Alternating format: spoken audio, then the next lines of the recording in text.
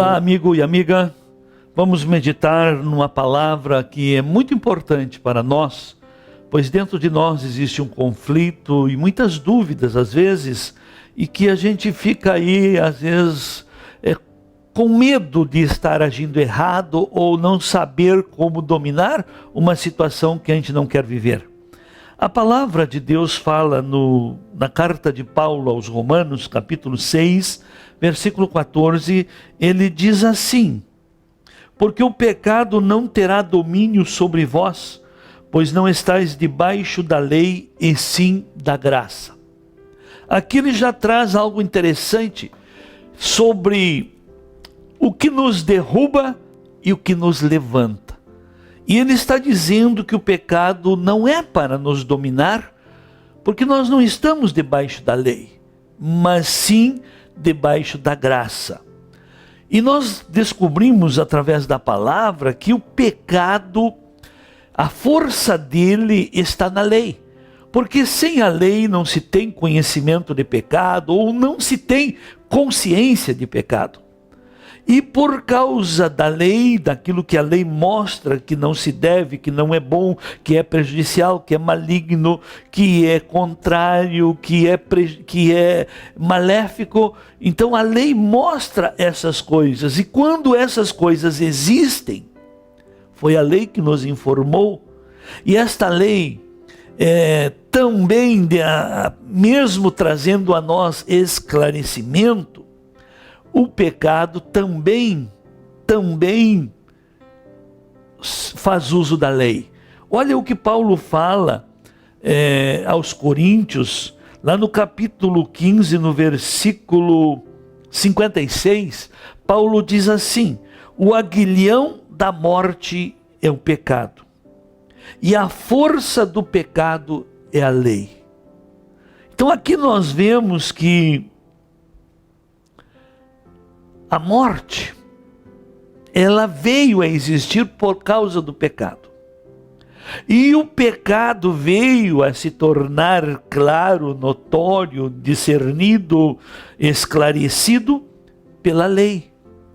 Mas aqui tem algo interessantíssimo que trabalha na mente do ser humano sem ele se perceber.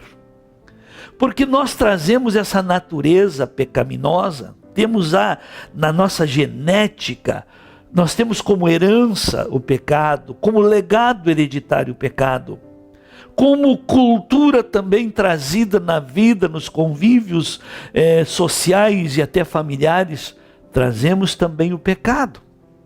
E aí, a pessoa que não conhece a graça, que não usufruiu da graça, que não foi alcançado pela graça, que não foi salvo pela graça, ela ainda usufrui da lei para se sentir menos pecador. O que eu quero dizer?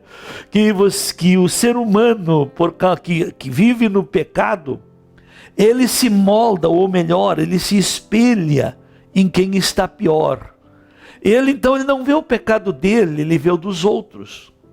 E ele vendo dos outros, condenando, acusando, enfim, expondo o pecado do outro, ele se acha menos pecador.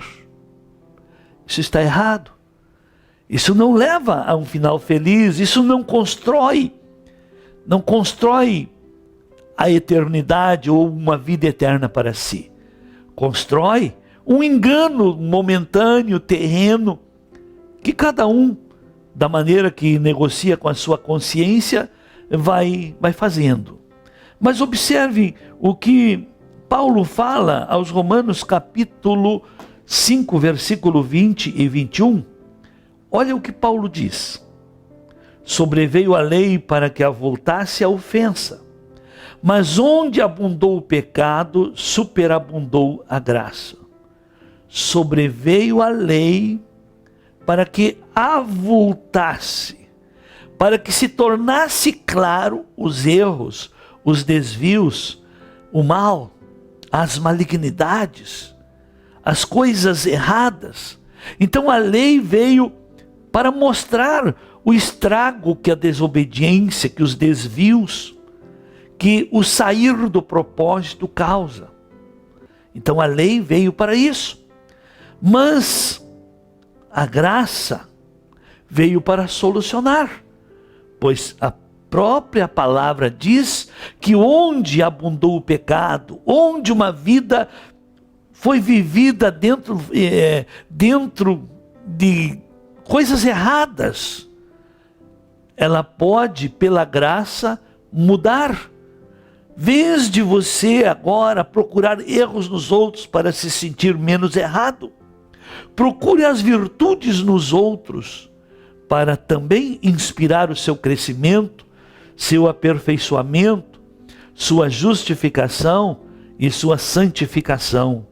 Porque olha o que diz aqui no verso 21, a fim de que, como o pecado reinou pela morte, assim também reine a graça pela justiça para a vida eterna, mediante Jesus Cristo, o nosso Senhor. Então quero lhes dizer, meu amigo, minha amiga, que me assiste nesse programa Semiai, aqui está uma semente e muito especial. A força do pecado é a lei. Isso quer dizer, a lei mostra os erros. Mas, agora vamos para a confusão religiosa. O sistema religioso vive uma confusão, um desvio que poucos se apercebem. Usam a lei para viver mostrando o erro desse e o erro daquele. Jesus não fez isso. Jesus é a graça de Deus manifestada. Jesus é o Deus vivo em carne, que veio para mostrar ao homem que é possível ver e oferecer ao homem solução. Porque Jesus veio para os que estavam caídos, perdidos. Ele veio buscar e salvar quem estava nessa situação. Então a graça se manifestou trazendo solução para todos nós. Mas enquanto você consegue ver o outro pior que você ainda está com alguma coisa ainda não bem ajustada dentro de si. No momento que o lado negativo das pessoas se torna o seu principal foco, de você estar esbilhotando a vida desse, a vida daquele, anunciando o erro desse e expondo a fraqueza daquele, você tem alguma coisa que você não venceu, você não está na graça, porque a graça, quando se manifesta, ela se manifesta oportunizando perdão, restauração, solução, acolhimento, amor, misericórdia.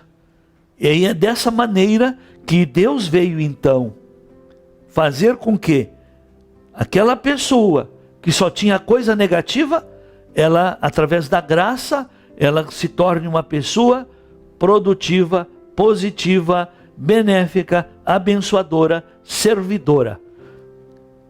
Por isso, querido e querida que me assiste, veja se dentro de você não existe um conflito entre lei e graça.